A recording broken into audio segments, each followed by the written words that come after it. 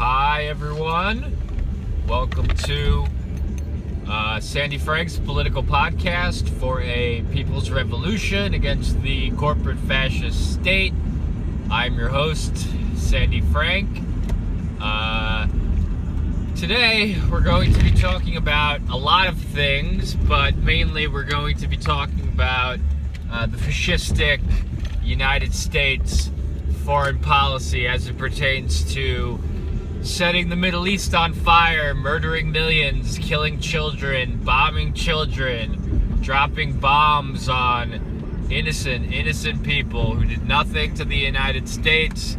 The only reason that the United States is in any of these conflicts in the Middle East is because of the CIA perpetrating false flag terrorist attacks such as 9/11 and blaming it on the scapegoat of Islam and Muslim people. These are lies about a religion that's of course not perfect. Islam is not a perfect religion. We're going to talk about religion in today's program, but it's a complete hypocrisy. The United States, which is a authoritarian white nationalist Christian country that the Christians in the United States are just as terrible as your worst extremist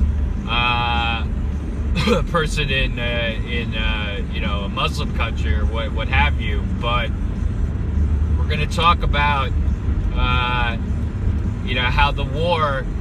how this murder state constructed by Barack Obama, that was given to him by George W. Bush, we're going to talk about how Obama expanded Bush's war state because he could, because he put the anti-war movement in the United States to sleep for 8 years. A lot of it, these ridiculous Democrats who, are fine with the genocide of Muslim children as long as it's, intersectional, as long as, women and black people can be doing it instead of white men. It's just lunacy. So this craziness of Barack Obama and his insane supporters for 8 years, expanded the 2 Bush wars to 8, while also funding other conflicts all around the world, from Eastern Europe, Latin America, all over. And because of his ability to put the anti-war movement to sleep for 8 years, Barack Obama was able to become arguably the biggest warmonger in U.S. history, and he was able to expand the kill state and expand the surveillance state, and of course he handed it to the neo-Nazi movement of Donald Trump and the Republicans, who have the drone strike percentage is up 400% from Barack Obama's murderous kill state. Now let's remember that Barack Obama dropped a bomb every 20 minutes for 8 years, and Donald Trump is on his way to blowing that record out of the water in the slaughter of innocents. But the point is, this is what Debbie Lusignan, same progressive, was talking about today. How the Democrats play this babe in the woods routine, and how the Democrats play this they pretend to be the weak people who can't stand up to the Republicans, and they pretend to be this weak faction that can't stand up to the Republicans, and the Republicans play this narrative of being these mean old tough guys who are hawkish, and they play to the brainwashed Republican supporters and Donald Trump supporters, but that's just what both sides of the coin are. Both sides, the Democrats and Republicans. It's just this one big narrative that is plays the role of making it seem like there's any type of difference between, you know, what these two political parties of the same coin are, and they're just the service of corporate power. You know, of course, corporate power is war hawkish, but you know, they create this narrative of weak Democrats and hawkish Republicans, and they play this little narrative on TV.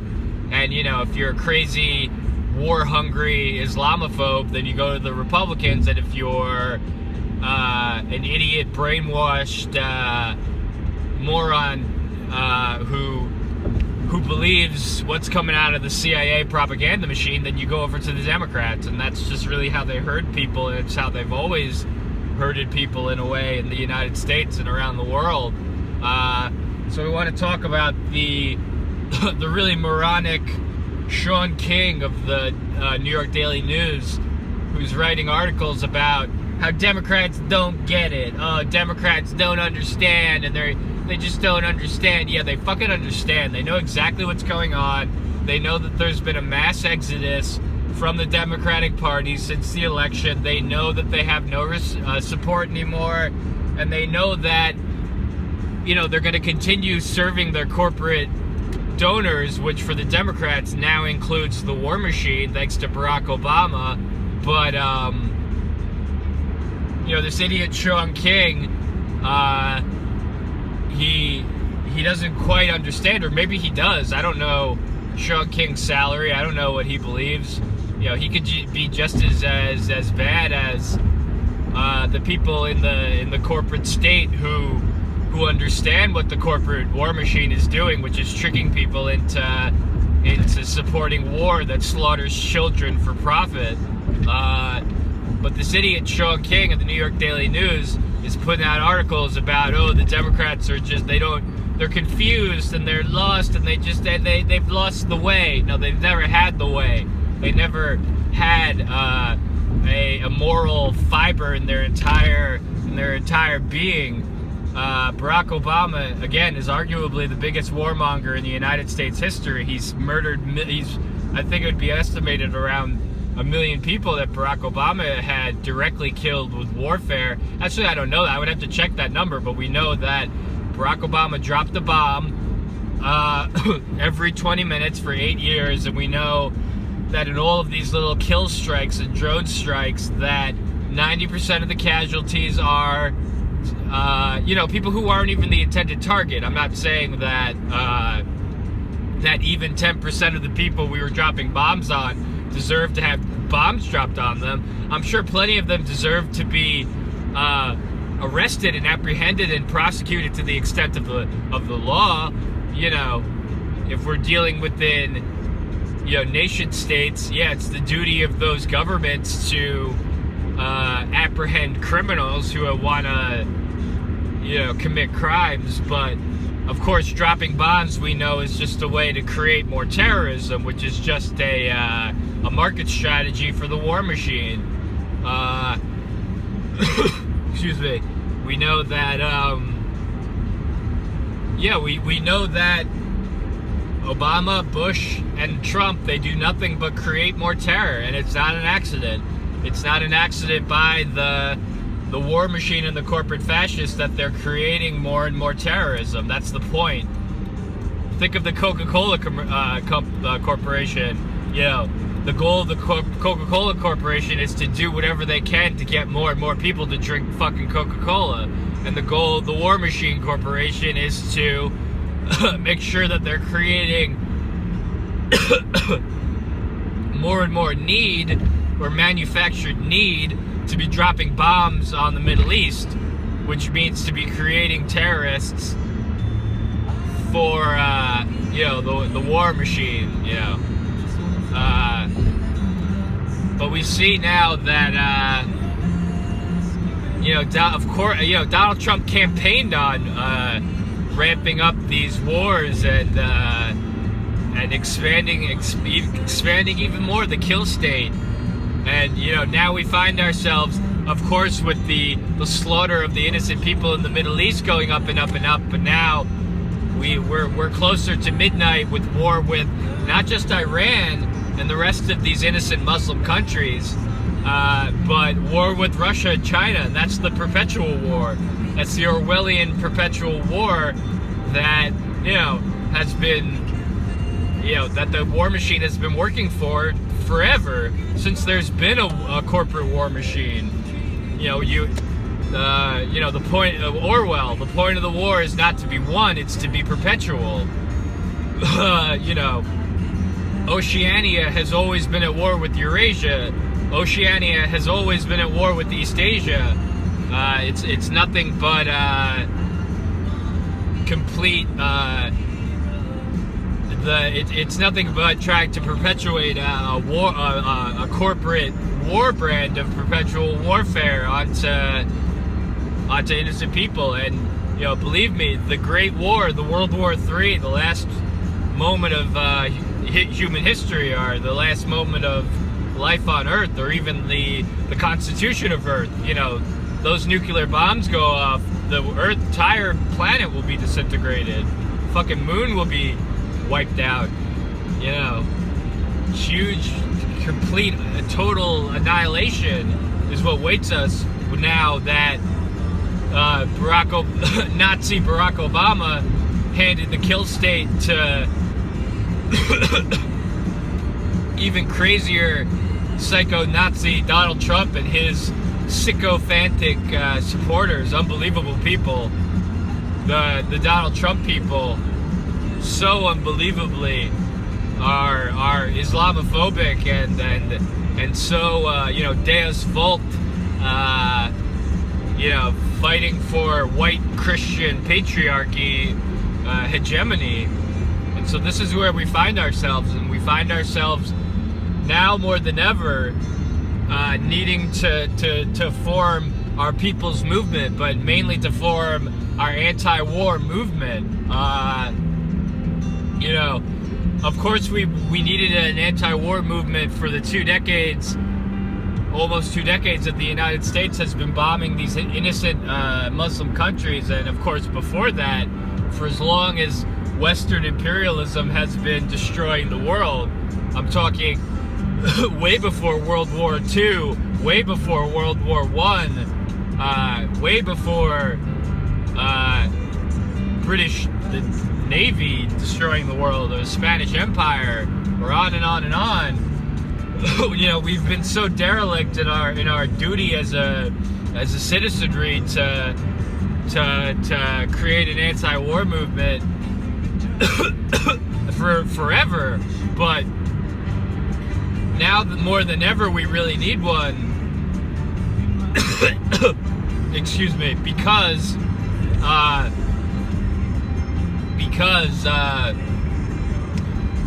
we're so close to midnight. We're so close to this war to end all wars. And we all know the plans for the top 1% war industrialists when it comes to this last war. We know that we know that the 1% has the ability to go underground and control the amount of weapons of mass destruction that go off to kill 99% of the world, and then they hide underground and live in their little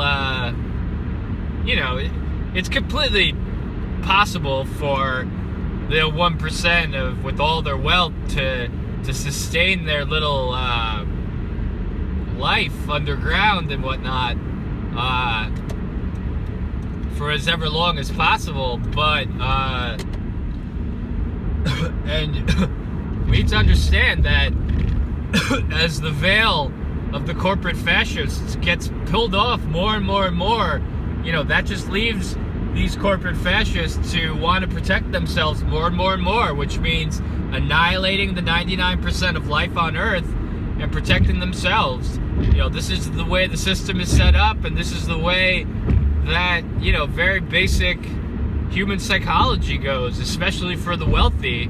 they want to protect themselves, they want to preserve themselves, and they want, preservation would require, the 99% of people who want to rise up and take their heads off. It would require them to do whatever is in their means, which is basically everything. They control all the wealth, so they can do everything.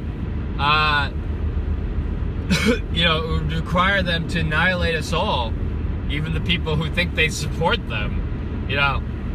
But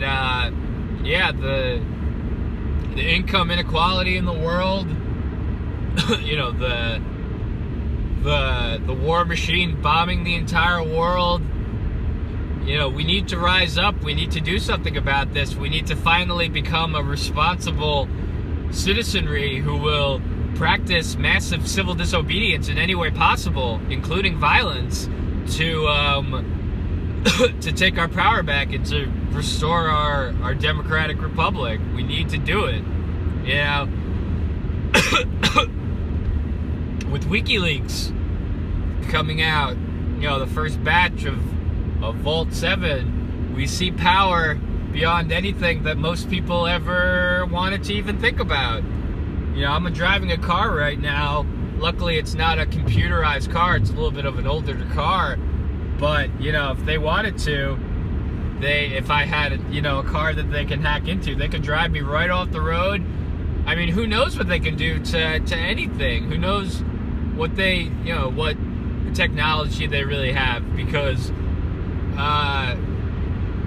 before we had these WikiLeaks released the other day, we didn't even have this information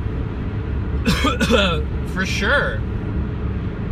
We had a lot of great investigative journalists trying to get that information and coming very close, but WikiLeaks first released it, exposing a small percent of the power that they're capable of using. So we really need a people's revolution right now more than ever, because it affects all of us now. If we couldn't, if we didn't care about the people's revolution when we were bombing these Muslim countries,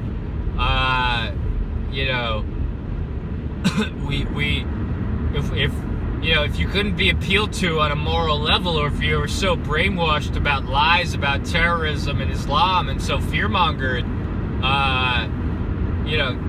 now you see something that affects your life. You see this impending war with the unstable Trump regime about to create a world conflict to kind of, flex his dick and, try to be seen as some sort of tough guy in slaughtering innocent children in Muslim countries.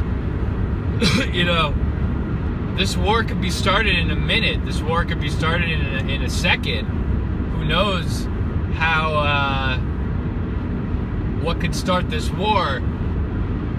We have the entire world sitting on a powder keg that's been building up and building up, not just since 9/11, but since, all of human history, to be quite honest with you. So now we have, we are closer to midnight than we've been since, the Red Scare of the 1950s with the atomic weapons everywhere. We have the ridiculously horrible Democratic Party who bills themselves as the party of the people, who are we're going Russia, Russia, Russia all day, because they have the same kind of corporate masters as the Republican Party, so they can't push for any type of economic reform or any type of foreign policy reform, because Nazi Barack Obama and the corporate Democrats for decades upon decades upon decades have been helping the corporate state to destroy our civil liberties and everything else we thought we had. But it's absolutely ridiculous. The Democratic Party is done, and anyone who doesn't understand this is pretty dangerous. But these are people who love. There's a lot of people in the Democratic Party who are just as bad as any Republican, and that's not to demonize every Republican. There's certainly. Ron Paul was a Republican, and he's fighting against the corporate fascism now. There's some good Republicans, and there's some good Democrats. Tulsi Gabbard is trying to, her wonderfully entitled bill is Stop Funding Terrorists bill, because Nazi Barack Obama and the corporate establishment have been doing this not just since 9/11. Our government has been funding radical regimes in countries that they want to destabilize, way beyond that, way beyond even 100 years in the past. This is the way history works, and this is the way power works. And the fact that a lot of people think that, because we have iPhones and radio-powered dildos, that we are outside of the realm of history. We're not. We're being stringed along by the same type of fascist power that's always controlled the world, and it's our job as a responsible citizenry to finally break this paradigm, and once it's broken, to make sure it remains broken. And that means creating a dictatorship of the proletariat, as many Leninists would say. The point of our people's revolution is to create a form of government that can never allow us to go back to the type of fascist corporate power that we live under and have been living under for our entire lives, and way before that, before any of us were alive. So we need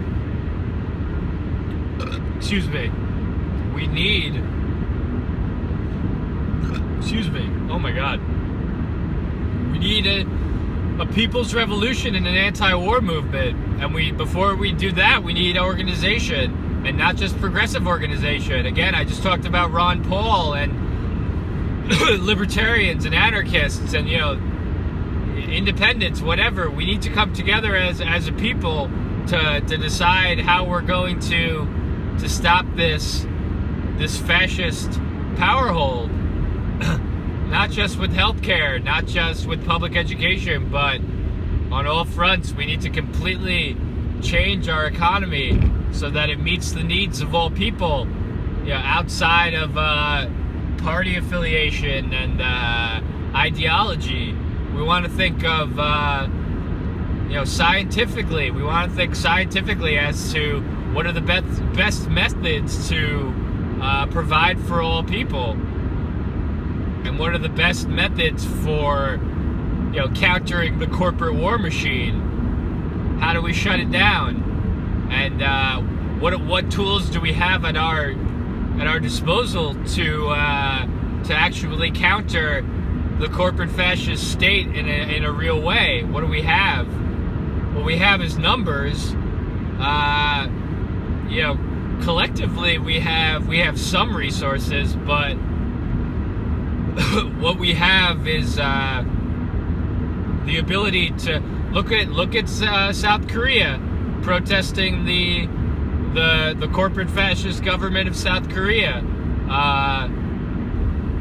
Millions of people are protesting. Literally millions of people are going out in the streets of South Korea to demand major change in the government. People are dying. People are going out in the street and they're dying for their rights, which is what we need to be doing here in the West, and we need to be doing all over the world. This is a global movement. This is not just the United States going out in the street for universal health care that, the Democrats tricked a bunch of stupid people into thinking that they don't deserve or whatever, or they can't have, because of the Republican Democrat narrative of the Republicans being scary and the Democrats being weak. To hell with that bullshit narrative. We need to take that paradigm and that narrative, and we need to smash it for the crap that it is. And it's crap. And again, we've talked about this many, many times over the course of this program. We need a mass media outlet excuse me, for our people's revolution that can counter the corporate media, the huge corporate media that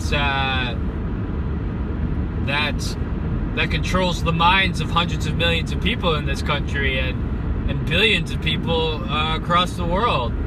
MSNBC, Fox News, BBC, all this garbage. We need a media outlet that is capable of countering the corporate propaganda in a real way. If we can't get our message out, then they can use their huge corporate media apparatus to completely lie about our movement and completely destroy it with brainwashing of billions of people. We have the internet. They haven't taken that away from us yet. They will soon, believe me, but we need to utilize this global communication system of the internet to form a propaganda outlet for the people's revolution. And we need to do so soon. They've worked over decades and decades and decades to take all the power away from us and to really take the power of the media, the power of industry, the power of everything to be able to stop us. And they're successful at it. They brain people on both sides of the narrative every day with they sensationalize the Republicans with all of their anti-Muslim and anti-refugee propaganda. They sensationalize the Democrats with all of their anti-Trump and anti-Russia media. And it works. Literally billions of people are their brains are completely fried by this nonsense, by this complete and utter dreck of pseudo journalism. Completely, whether it's the media or religion or ideology, they're completely able to twist what people think and say and do and feel, because they have all the power, they have all of the resources, and they have all of the means. And we really need to organize through massive civil disobedience to take this back. It's completely stolen from us, our ability to organize in any real way. you know, the media is absolutely nothing but, two sides of corporate power, going blah blah blah all day long, pitting people against each other, and there's no voice in the media for actual progressives, and there's no voice in the media for socialists, and there's no voice in the media for actual libertarians, and there's no voice in the media for actual anarchists. At least the majority of the media. But yeah, now with this little Donald Trump movement, that's just as part of the corporate media as MSNBC or whatever. Trump was invented by the fake progressive media, and Trump and all of the bullshit media like Alex Jones and Breitbart. These are people sheepdogging people to bastardized fake libertarian, fake anarchist, and even fake conservative ideology. That's all it is. And the Alex Jones people, they're nothing but as big corporate fascists as MSNBC. Some people are trying to give fascists like Alex Jones credit for what WikiLeaks revealed, saying that it's people like Alex Jones who are the ones who are actually exposing that they could hack our smart TVs, they could hack our cars, they could hack whatever. And yeah, that's true. Alex Jones was saying all this stuff for a very long time. But the funny thing about Alex Jones is, we know he's funded by the FBI and was just created to take these important issues like the CIA being able to hack anything, and you mix it in with radical Christian fascism, and you mix it in with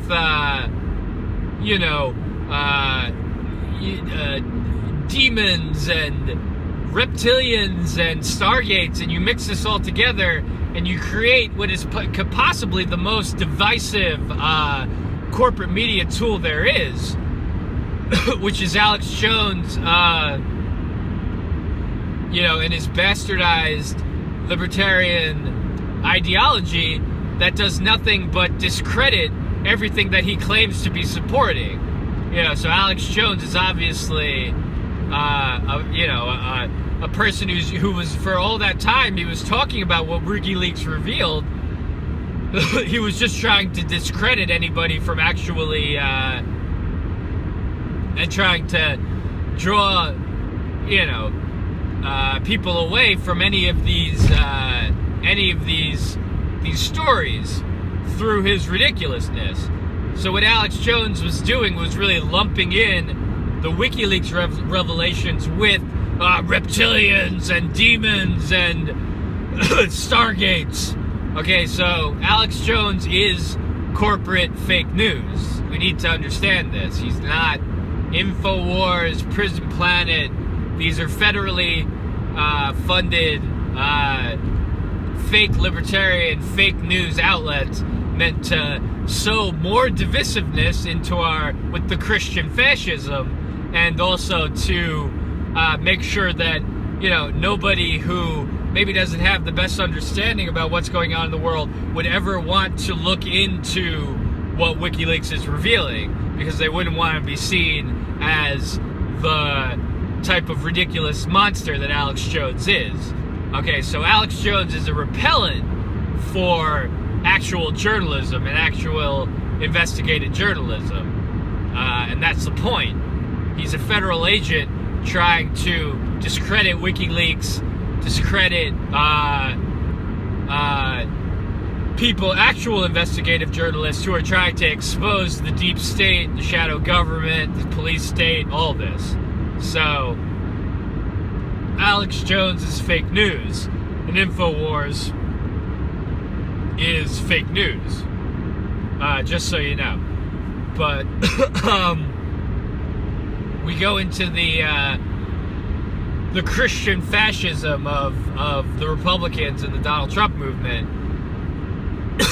and even the Democrats. You know, I went to Catholic school, Christian school for 14 years, and you know, just as big of Christian fascists there. But when I read the Bible and I read what actually is written in the Bible, as well as the Quran and the Torah and all forms of religious texts, because they're all basically copies of the same story, is that, you know, Christianity is supposed to be about dedicating your entire life to the service of the poor and the needy and the sick. And what people like Alex Jones and Donald Trump are all about is expanding their own corporate power through corporate fascism to, you know, be as anti-Christian as possible.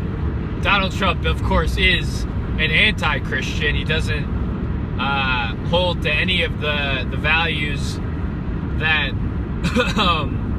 you know, Christ actually taught. And again, I'm not a Christian at all. I'm a materialist, but I believe in helping the poor, and I support the parts of the Bible that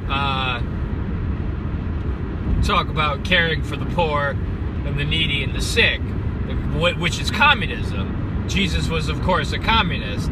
I mean, Jesus wasn't real. He's not a historical figure, but the character of Christ in the King James Bible is very clearly a communist. You know, and you can talk about the people who made the King James Bible, King James himself being a homosexual Jacobean communist, but you know, don't tell that to the Westboro Baptist Church or the other fake Christians and Alex Jones people. Don't tell that to them. You know, they'll start barking Deuteronomy at you. You know, but yeah. So we lump InfoWars in with all of the fake news of the rest of the corporate fascist warmongering state, who sensationalize Islam and sensationalize the refugee crisis that the United States is 100% responsible for. You know, they sensationalize what's going on in Sweden and around around these places. And believe me, Sweden has problems. Don't get me wrong. They don't treat their refugees very well, and they have plenty more problems than that. But you know, we see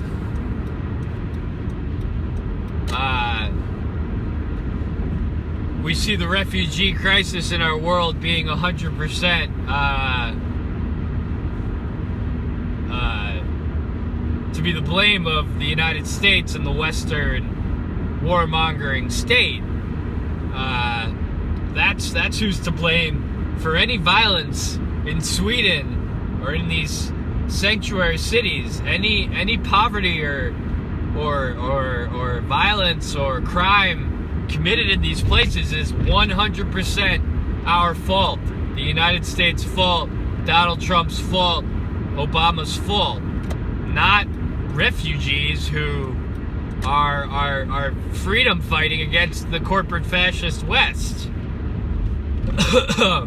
Again, we've talked about this on this program many times before. Excuse me, folks. Ugh, a sore throat tonight. I'm very sorry. we've talked about violence many a time on this program before. Violence, again, is caused by the oppressors, not the oppressed. Any oppressed person who does anything by way of violence, as their only method of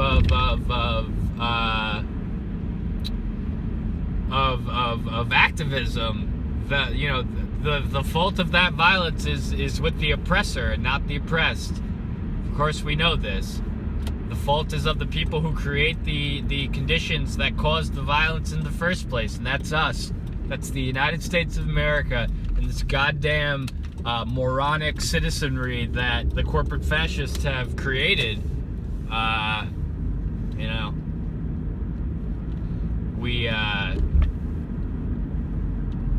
And that's what it's about. The corporate fascists are the ones who create racism. Racism is not something that you're born with. It's something you're taught.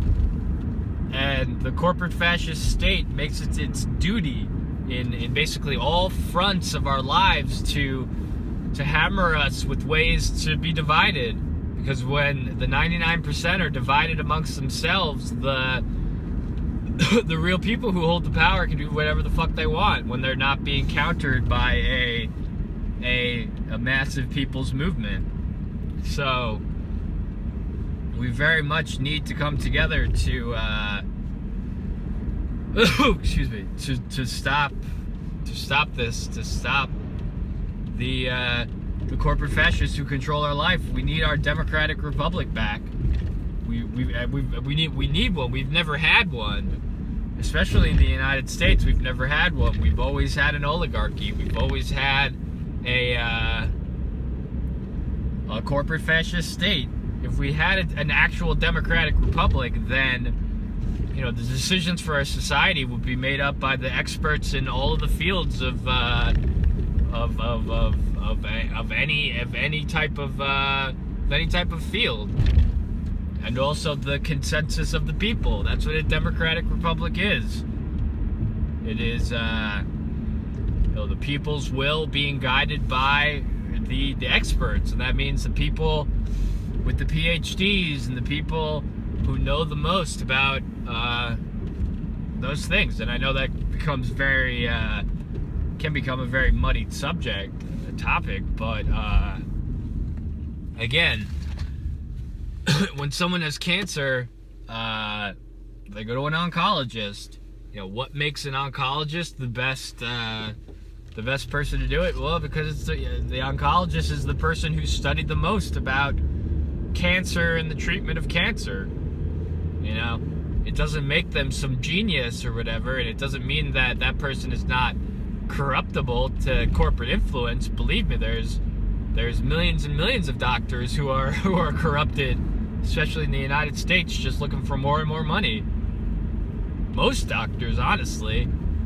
But we need to create a society that doesn't value the corporate greed and values the advancement of different types of fields of study. But we before we get there, before we get to how we organize our democratic republic to install communism and the collectivization of resources, we need to create our movement. We need to create our people's movement.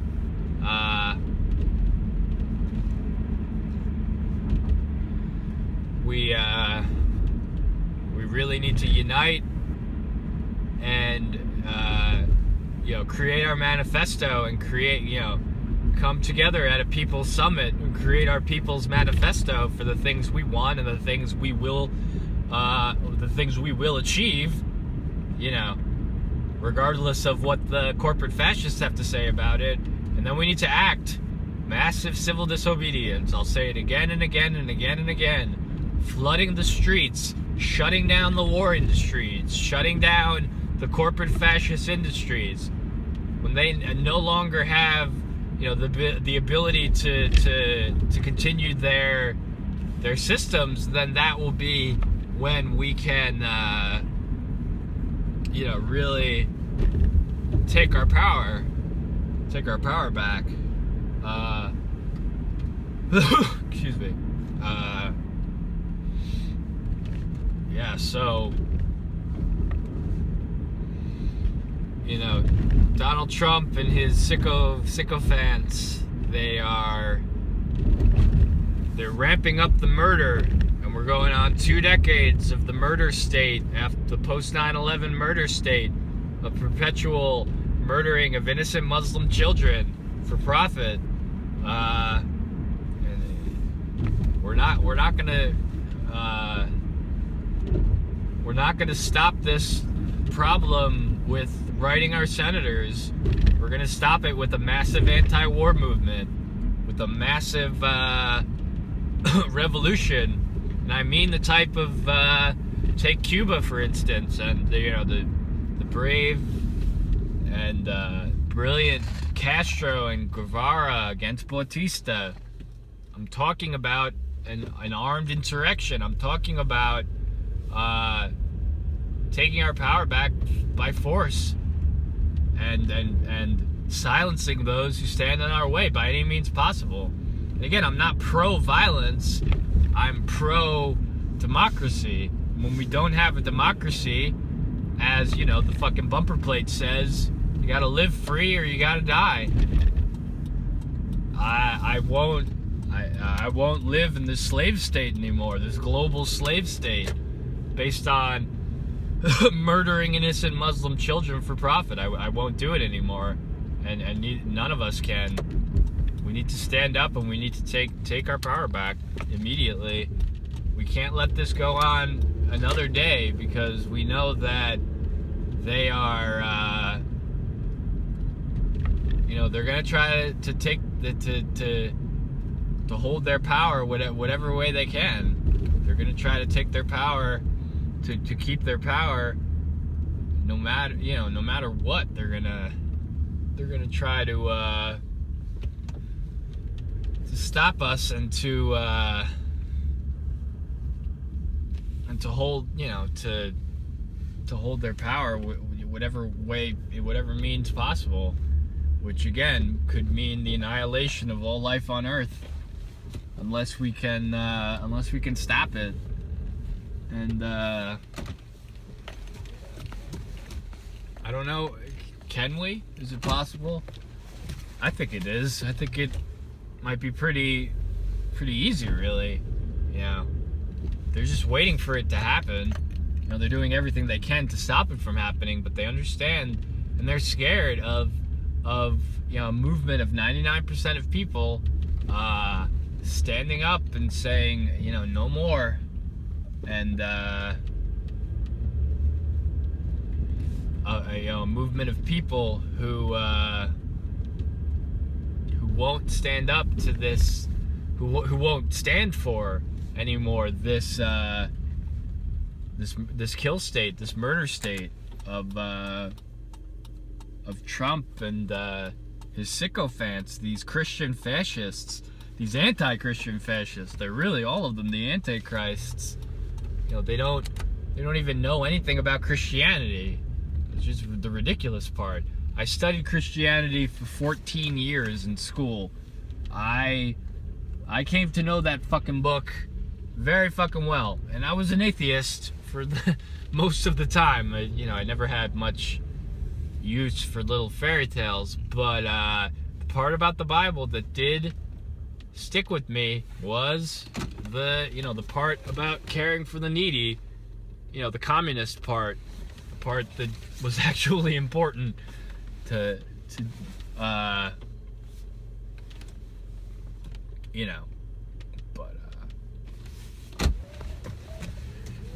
again and again and again. Well, we're getting, a lot of people are waking up. More and more people by the day are seeing what the Democratic establishment is doing, which is preserving corporate power and pretending like they're dumbasses when they're really some of the most brilliant people in the world at preserving corporate power. Excuse me. So I'm really I'm waiting on WikiLeaks Part 2. I really, I want to see what else they have. WikiLeaks said they only released less than 1% of what they actually had on the corporate state on the CIA documents. I'm really excited for I don't know if excited's the right word, but I want to see what they have. It's very explosive what we learned, and I don't know what they're waiting for. They must be waiting for. I know Julian Assange likes to, or WikiLeaks likes to wait for, other independent investigative journalists to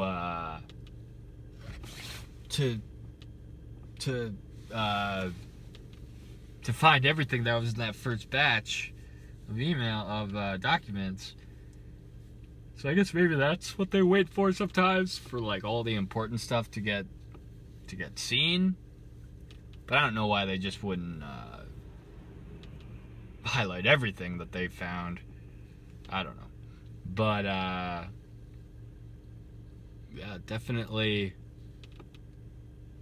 WikiLeaks is one of the true forms of journalism in our world. That's like direct source. That's the purest form of journalism you can get, is the leak, the first-hand documents.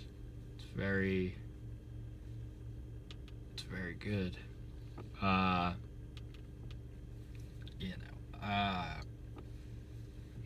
But yes, anti-war. Now's the best time to form an actual anti-war movement that can create some sort of real change, because, the chickens are coming home to roost. If you think that the United States, at least since 9/11, has been bombing the world for almost 2 decades, and you don't think that doesn't come back, if you look at any world history of violence and wars, if you don't think violence is coming right back home, they're going to bring it right on home to us. Bring it on home. The violence that we created, killing millions of innocent people in the Middle East. If you do not think the rest of the world wants to destroy this shitty fucking country of the United States, then you don't know jack, mister.